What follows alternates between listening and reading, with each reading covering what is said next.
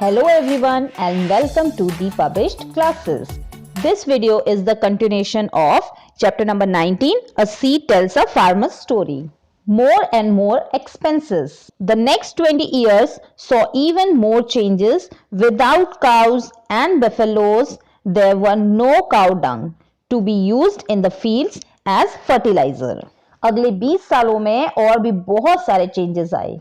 गाय और भैंस नहीं तो गोबर भी नहीं. अब गोबर नहीं तो फर्टिलाइजर जिसको कि हम खाद कहते हैं फील्ड्स में डालने को था ही नहीं. हसमुख had to buy expensive fertilizer. The new kind of seed was such that the crop were easily affected by harmful insects. Medicines has to be sprayed on the crops to keep away the insects. Oh, what a bad smell these had and how expensive they were. अब जब गाय भैंसों का गोबर ही नहीं है तो खाद भी नहीं है. जब खाद नहीं है तो उनको महंगे महंगे फर्टिलाइजर्स को मार्केट से खरीदना पड़ता था. नए बीजों से उगी फसल में जल्दी से कीड़े लग जाते थे, इसलिए फसल में दवाइयों का छिड़काव करना पड़ता था ताकि उसमें कीड़े ना लगे. फसलों में डालने वाली दवाई को कहते हैं इंसेक्टिसाइड और उसकी जो स्मेल होती है वो बहुत ज्यादा गंदी होती है और साथ ही साथ ये बहुत ज्यादा एक्सपेंसिव होती है. The canal water was not enough for new crop. नहर का पानी काफी नहीं था नई फसलों के लिए.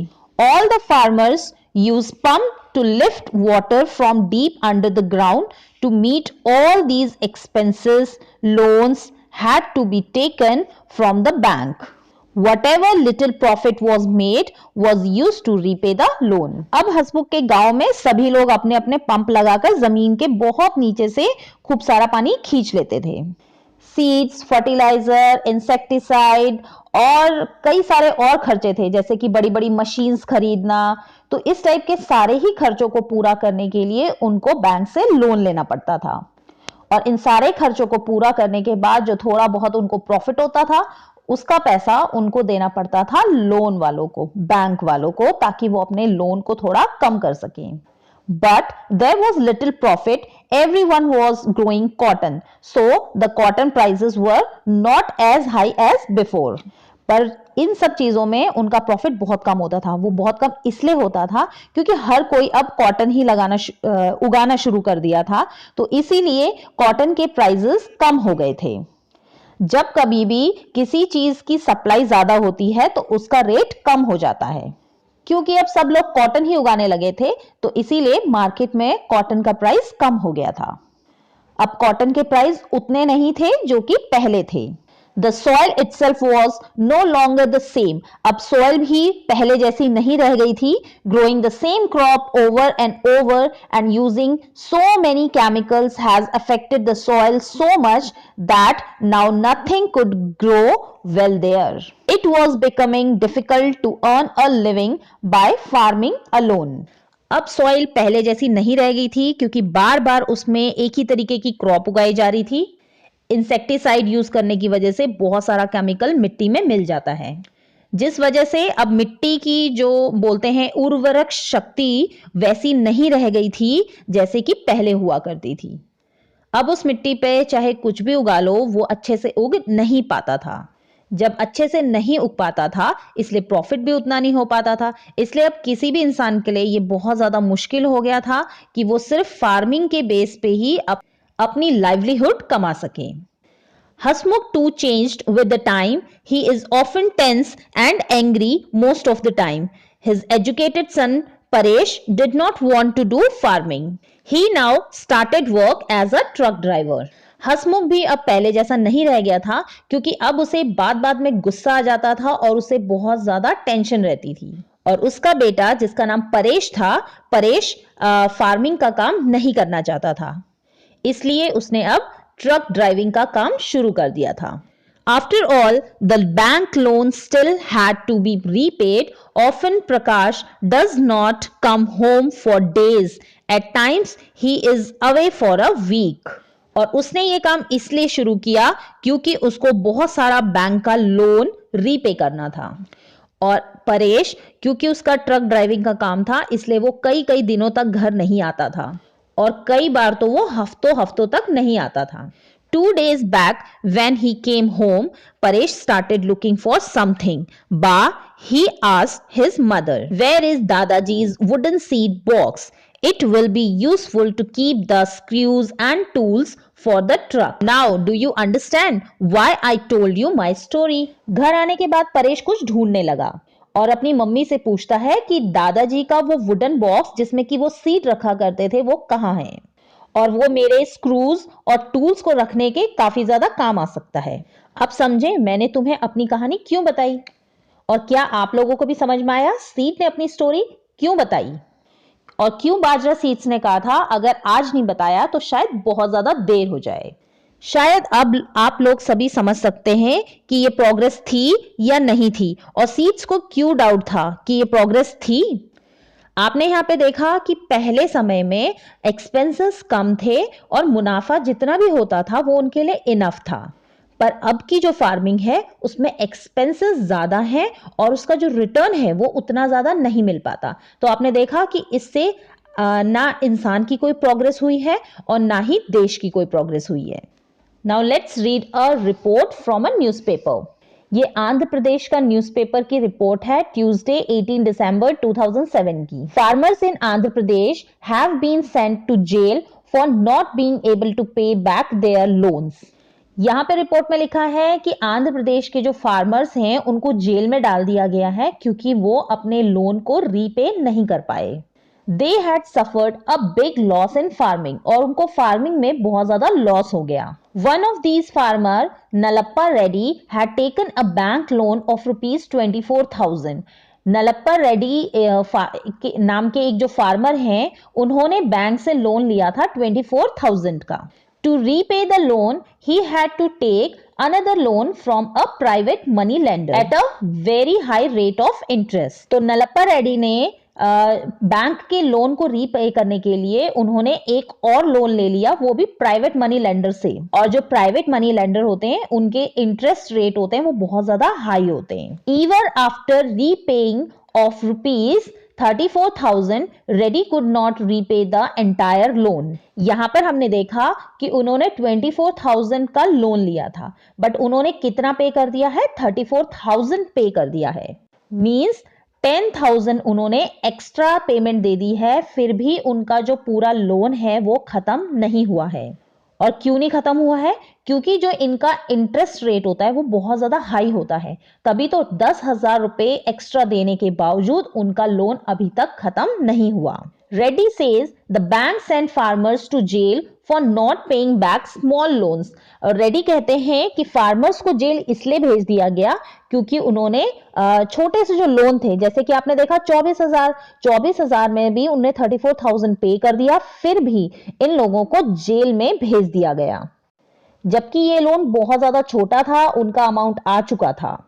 But what about big businessman? They take loan of crores of rupees, nothing happened to them when they do not return the money. तो रेड्डी का कहना है कि जब हम छोटे छोटे लोन लेते हैं तो उसकी अगर हम उसको रीपे नहीं कर पाते तो हमें जेल में डाल दिया जाता है। पर बड़े बड़े बिजनेसमैन का क्या, वो बहुत बड़े बड़े लोन्स लेते हैं जो कि करोड़ ऑफ रुपीज होते हैं, और जब वो नहीं पे करते तो भी उनको कोई भी जेल में नहीं डालता और उनको कुछ भी नहीं होता। Nalappa Reddy's story is shared by thousands of farmers in India who are suffering huge losses. नालप्पा Reddy की स्टोरी को शेयर किया हजारों फार्मर्स ने जो कि सफर कर रहे थे बहुत बड़े बड़े लॉसेस से। नालप्पा रेड्डी के जैसे ही और भी हजारों किसानों की कहानी इसी तरीके की है। The situation is so bad that many farmers see no way out of this except to commit suicide. और उनकी सिचुएशन इतनी ज़्यादा बुरी है कि उनको फिर कुछ समझ में नहीं आता कि क्या करें, सिर्फ उनको एक ही रास्ता नज़र आता है कि सुसाइड कर लें। किसानों के हिसाब से अगर वो ख़त्म तो सारी प्रॉब्लम्स भी ख़त्म, बट सच में ऐसा नहीं होता। According to government figure 1,50,000 farmers have died like this between 1997 to 2005. This number may be much higher. Government के जो फिगर्स हैं उनके अकॉर्डिंग 1,50,000 फार्मर्स ने सुसाइड कमिट किया था 1997 से के बीच से लेकर 2005 के बीच। और ये जो नंबर दिखाए गए हैं ये हो सकता है कि ये इससे भी ज्यादा हों। भास्कर भाई's farm. As we entered his farm, we were surprised. जैसे ही हम भास्कर भाई के फार्म में एंटर हुए तो हम सरप्राइज रह गए। There were dead leaves, wild plants and grass everywhere. यहाँ पर हर तरफ सूखे पत्ते, जंगली पौधे और घास लगी थी। Some of the tree branches seemed so dry as if eaten by insects. कुछ पेड़ों की डालें बहुत ज्यादा सूखी लग रही थी, जैसे कि उन्हें इंसेक्ट्स ने खा लिया है। At places we saw some plants with colorful leaves. और कई जगह पर हमने देखा कि यहाँ पर कुछ plants लगे हुए हैं जिनके leaves काफी ज्यादा colorful हैं। Why these? भास्कर भाई said they were croton plant which gave him a signal when the soil became dry. हमने पूछा ऐसा क्यों, तो भास्कर भाई ने बताया कि ये क्रोटॉन प्लांट है जो कि मिट्टी के सूखने पर सिग्नल दे देता है। We were surprised how he explained that the root of the croton do not go deep in the ground. हम सरप्राइज रह गए कि ऐसा कैसे कि एक प्लांट सिग्नल दे दे कि पानी की कमी है, इस तरीके से कैसे हो सकता है। तो इस बारे में उन्होंने हमें बताया कि जो क्रोटॉन प्लांट है उसकी रूट्स इतनी ज्यादा डीप नहीं होती, तो जब भी टॉप लेयर ऊपर की जो है सॉइल की वो सूखती है तो वो ड्राई हो जाती है, और जब ड्राई हो जाती है तो क्रोटॉन के जो लीव्स हैं वो बेंड हो जाते हैं और वो लटक से जाते हैं। This signal tells Bhaskar bhai which part of his farm needs to be watered. Croton plant के लीव्स के बेंड होने से उन्हें सिग्नल मिल जाता है कि इस एरिया में पानी की कमी है। तो जिस भी एरिया के क्रोटॉन के प्लांट्स लिम्प होने लगते हैं तो उन्हें सिग्नल मिल जाता है कि इस जगह का पानी खत्म हो गया है, यहाँ पे डालना जरूरी है। तो क्रोटॉन प्लांट ही उन्हें सिग्नल कर देता है कि यहाँ इस एरिया का पानी खत्म हो गया है, कम हो गया है, तो वो उसी जगह पे फिर वाटर करना शुरू करते हैं। We found the soil soft and crumbly. We could see tall coconut trees full of fresh coconuts. We thought he must be using some special fertilizers. हमने देखा कि सॉइल काफी ज्यादा सॉफ्ट है और क्रम्बली मतलब होता है बुरबुरी। जैसे कि चाय बनाने के बाद जो पत्ती बचती है तो वो कैसी लगती है, बिल्कुल क्रम्बली होती है, वो बिल्कुल जिसे हम बोलते हैं बुरबुरी। हमने ये भी देखा कि वहां पे जो कोकोनट के ट्रीज थे वो पूरे के पूरे फ्रेश कोकोनट से लदे हुए थे। इतने फ्रेश और इतने सारे फ्रूट्स को देखकर हमें लगा कि वो किसी स्पेशल फर्टिलाइजर्स का यूज कर रहे हैं। Bhaskar bhai said he does not buy fertilisers made in factories. Bhaskar भाई ने बताया कि वो फैक्ट्रीज में बने हुए फर्टिलाइजर्स का यूज नहीं करते। His soil is fertile because of all the dried leaves which slowly rot and mix with it. उनकी सॉइल इतनी ज्यादा उपजाऊ इसलिए है क्योंकि उसमें जो सूखे पत्ते जो गिर रहे हैं वो अपने आप ही धीरे धीरे सड़ने लगते हैं और मिट्टी में मिक्स होकर वो एक खाद का काम करते हैं। He dug the soil a little and told us to look. उन्होंने थोड़ी सी मिट्टी निकाली और हमें देखने के लिए कहा। We saw thousands of earthworms. हमने देखा कि मिट्टी में बहुत सारे earthworms हैं। These are my soil's best friend. और ये मेरे soil के best friend हैं, उन्होंने बताया। The earthworms soften the soil as they keep digging underneath to make tunnels. Earthworms soil को सॉफ्ट बना देते हैं क्योंकि वो सॉइल के अंदर जाकर उसको डिग करते रहते हैं और टनल बनाते रहते हैं और उसको डिग करते रहते हैं। उसकी वजह से इधर उधर पास होने की वजह से सॉइल सॉफ्ट बन जाती है। This way air and water can easily get into the soil. और जब बीच में टनल्स बने रहते हैं, एकदम सॉफ्ट होती है मिट्टी, बुरबुरी सी होती है, तो उसमें आसानी से हवा और पानी जा सकता है। The earthworms also eat the dead leaves and plants and their droppings fertile the soil. Earthworm सूखे पत्ते और प्लांट्स को खाते हैं और जब वो खाते हैं तो जो निकालते हैं उसकी वजह से सॉइल क्या हो जाती है, फर्टाइल हो जाती है। Praveen told us about his uncle in the city who has dug a pit in his garden. He puts dried leaves in the pit along with all the kitchen waste, peels of vegetables and fruits and leftover food. Praveen ने बताया कि उनके uncle जो कि city में रहते हैं उन्होंने गार्डन में एक पिट खोदा हुआ है और उसमें वो सूखे पत्ते, किचन का वेस्ट जो कि फ्रूट्स और वेजिटेबल्स के जो छिलके होते हैं और जो भी बचा कुचा खाना है उसको वो डालते हैं। He also has earthworms in the pit और उनके पिट में earthworms भी हैं। They turn the waste into compost, a natural fertilizer, so his uncle gets good fertilizer without spending extra money.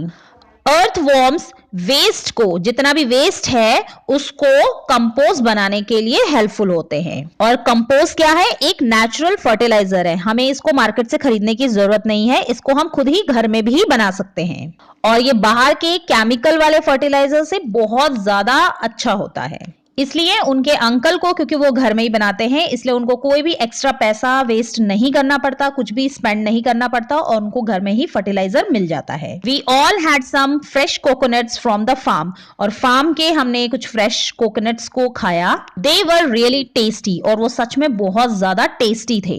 We also learn so much about a new way of farming और यहाँ पर आके हमने एक नई तरीके की फार्मिंग को सीखा। Journey of a bajra seed from a field to a plate. ये पिक्चर्स जो दे रखे हैं यहाँ पर हम देख पा रहे हैं बाजरा सीड की जर्नी, वो कैसे फील्ड से हमारी प्लेट तक पहुंचते हैं। सबसे फर्स्ट वाली पिक्चर में हम देख सकते हैं बाजरा की क्रॉप जो कि फील्ड्स में ही है अभी, और पिक्चर 2 में हम देख सकते हैं बाजरा के कॉप्स। जब इन कॉप्स को फोड़ा जाता है, इनको क्रश किया जाता है, तब जाके उसमें से बाजरा के सीड्स निकलते हैं। इन बाजरा के कॉप्स को रखा गया है ओखली में। ओखली को इंग्लिश में कहते हैं मॉर्टर, और जिससे उसको पीसते हैं, जिससे उसको क्रश किया जाता है, उसको बोलते हैं पेस्टल। तो बाजरा को मॉर्टर में रखकर पेस्टल से उसको क्रश किया जाता है ताकि उसको, उसके सीड्स को सेपरेट किया जाए कॉप से। पिक्चर 3 में हम देख सकते हैं सेपरेटेड सीड्स को। ये सारा काम जो कि मोटर और पेस्टल कर रही है उसको बड़ी बड़ी मशीन से भी किया जा सकता है, जिसको कि हम कहते हैं थ्रेशर्स। नाउ पिक्चर 4 में चक्की में उसको ग्राइंड किया जा रहा है। पिक्चर 5 में उसे ग्राइंड करने के बाद एक आटे की तरह बना दिया गया है। पिक्चर 6 में आटे को गूंद के डो बना लिया है। पिक्चर 7 में उस डो से रोटियां बनाई जा रही हैं। पिक्चर 8 में उस रोटी को तवे पे सेकने के लिए रख दिया गया है, और पिक्चर 9 में आप देख सकते हैं रोटीज प्लेट में आ गई है। तो ये सारा प्रोसेस होता है जब खेतों से निकलकर बाजरे की रोटी हमारे प्लेट में आ जाती है। तो ये काफी ज्यादा लंबा प्रोसेस है। तो टेक्नोलॉजी को हम समझते हैं कि सिर्फ बिग मशीन्स और इंस्ट्रूमेंट्स को ही टेक्नोलॉजी कहा जाता है, बट नहीं, टेक्नोलॉजी एक प्रोसेस है जिसके लिए कि हम नॉर्मली वर्ड जो यूज करते हैं वो होती है टेक्निक, बट इसको टेक्नोलॉजी भी कहा जा सकता है। जैसे कि आटे को गूंदना, डो में कन्वर्ट करना, इसको ये भी एक टेक्नोलॉजी ही है। That's all for this chapter, और क्वेश्चन आंसर्स हम नेक्स्ट वीडियो में करेंगे।